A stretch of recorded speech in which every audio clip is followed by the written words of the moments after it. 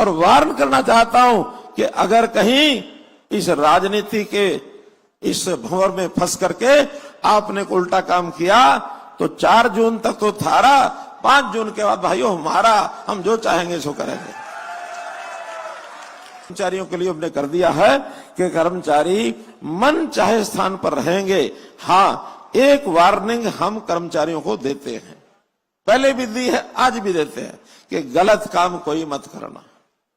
गलत काम करोगे फिर उसके खिलाफ सख्त कार्रवाई भी होगी, क्योंकि कर्मचारी जनता की सेवा के लिए हैं। अगर सेवा करने के बजाय आपने अपना हाथ किसी की जेब में, गोज में डाल दिया, किसी के खीसे में डाल दिया, पैसे निकाल लिए, तो भाई थारे अंदर से भी उंगली पकड़ के निकाल लेंगे, उंगली पकड़ के निकाल लेंगे। इस करप्शन के खिलाफ हम हैं। और एक बात तो मैं आज और भी कहना चाहता हूं मंच से, कुछ हमारे कर्मचारी अधिकारी ये कहीं ना कहीं पुराने खूंटों से बंधे हुए हैं और वे इन इलेक्शनों में भी गड़बड़ करने लग गए हैं। कोई भी छोटी सी बात, क्योंकि नुक्ते बहुत जानते हैं, जनता को परेशान करने के लिए कोई चिट्ठी निकाल देंगे, क्या ये तुम्हारे ऊपर रिकवरी डाली, जल्दी लेके आओ, ये तुम्हारे खिलाफ ये कार्रवाई करेंगे, एफआईआर करा देंगे, तुम ये काम करो। रोजाना नया तमाशा पिछले 1 महीने से मैं देख रहा हूं। मैं कर्मचारियों को इस मंच से और वार्न करना चाहता हूं कि अगर कहीं इस राजनीति के इस भंवर में फंस करके आपने उल्टा काम किया तो 4 जून तक तो थारा, 5 जून के बाद भाइयों हमारा, हम जो चाहेंगे सो करेंगे। जनता को परेशान नहीं होने देंगे भाइयों बहनों। तो मेरे मित्रों, अब ये 4थे चरण का मतदान लोकसभा का खत्म हो गया है।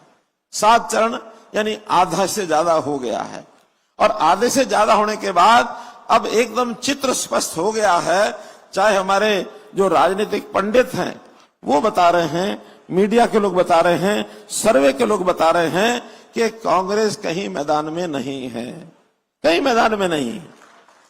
भारतीय जनता पार्टी का जीतना तो सुनिश्चित, सरकार बनाना तो सुनिश्चित हो ही गया है, लेकिन अब अगली बारी ये जो लाइसेंस रिन्यू करना है, मोदी जी भी आखिर सरकार चलाते हैं, हम भी चलाते हैं रहे हैं, तो हर 5 साल के बाद अपना लाइसेंस रिन्यू कराने के लिए जनता के पास आना पड़ता है ना। तो जनता किसका लाइसेंस रिन्यू करेगी या दूसरा किसी को लाइसेंस देगी, ये भाइयों बहनों आपके हाथ में है।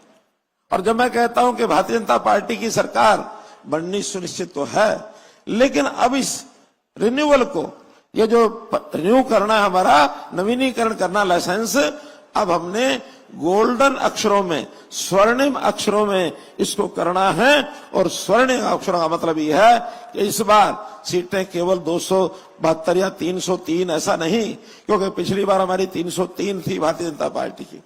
इस बार मोदी जी ने कहा कि भारतीय जनता पार्टी की सीटें आनी चाहिए 370, और बाकी एनडीए के लोगों की भी 30 से ज्यादा आकर कुल मिलाकर के इस बार ये 400 पार की